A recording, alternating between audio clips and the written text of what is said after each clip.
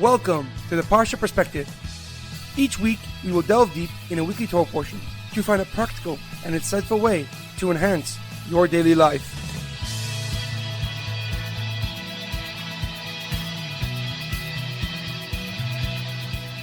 Thank you for tuning in. My name is Shalom Yemini. Each week, we will look into the weekly Torah portion to find inspiration that will complement your daily life and intensify your connection to God. This week's Parsha Perspective is in honor of the Yahrzeit of the father of the Lubavitcher Rebbe, Rabbi Levi Yitzchak Schneerson. May his soul be a lawyer for us upon high, and his memory a blessing. This week's Parsha Perspective is dedicated to the memories of Fruma Miriam bas Mordechai and Shlomo ben Edward. May their souls be uplifted and their memories a blessing. Our Parsha continues Moshe's final address to the Jewish people. He tells them that if they follow the path of the Torah and keep the Mitzvahs, they will be blessed above all peoples. He reminds them that they did not inherit the land due to their own righteousness, but instead because of the promise that Hashem made to our forefathers, Abraham, Yitzchak, and Yaakov. Moshe recounts how he broke the Luchos on his way down from Har Sinai when he saw them sinning with the golden calf. He also told them the second paragraph of the Shema, where we are told the physical rewards that we will receive for observing the Torah or the consequences if we don't, heaven forbid. However, a question comes to mind. When Moshe describes how he broke the Luchos, he says, "Ve'espas b'shnei haluchos va'ashlichem me'al shtei yadai ve'ashbareim le'einechem." And I gripped the two Luchos with my hands and I threw them away, breaking them before your eyes.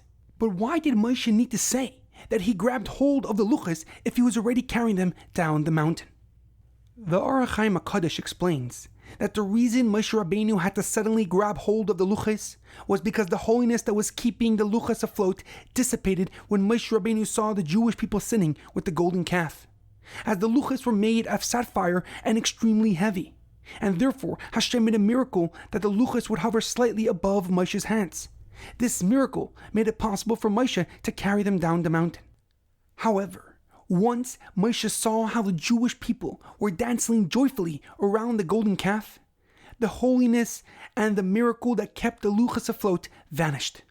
This caused Moshe to suddenly grab hold of the Luchos.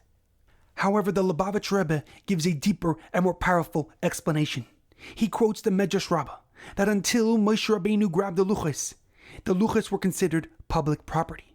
Therefore, all the mitzvahs and averos and rewards and punishments were applicable to the entire Jewish nation. But once Moshe took hold of the Luchos, he acquired it according to Jewish law, making the Luchos his personal possession.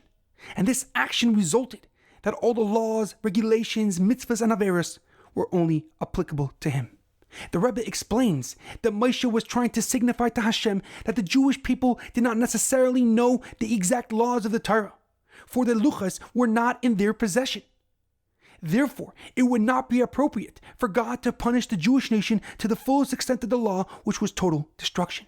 Instead, Hashem should punish those only involved in its creation and worshipped as per Jewish requirements.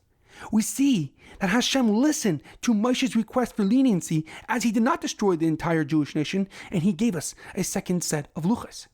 Moshe Rabbeinu is showing us how a true and genuine leader reacts to difficulties and challenges.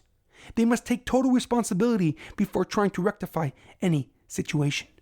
In our daily life, we must take full ownership of all our behavior regardless of the actions of others.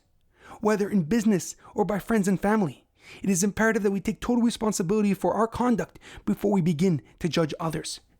Being a leader implies taking extreme ownership and seeking to understand others' actions from non-judgmental perspective. For only then does it become possible to create a plan of action that will steer you towards success and prosperity. There's a famous quote by the legendary Jocko Willink, a former Navy SEAL commander and author of Extreme Ownership. Being a leader is not about what you preach, but about what you tolerate. Have a great weekend and good Shabbos.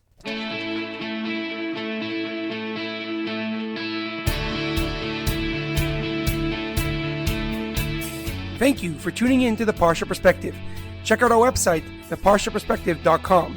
Send thoughts and comments to theparshaperspective@gmail.com. Till next time, thanks for listening.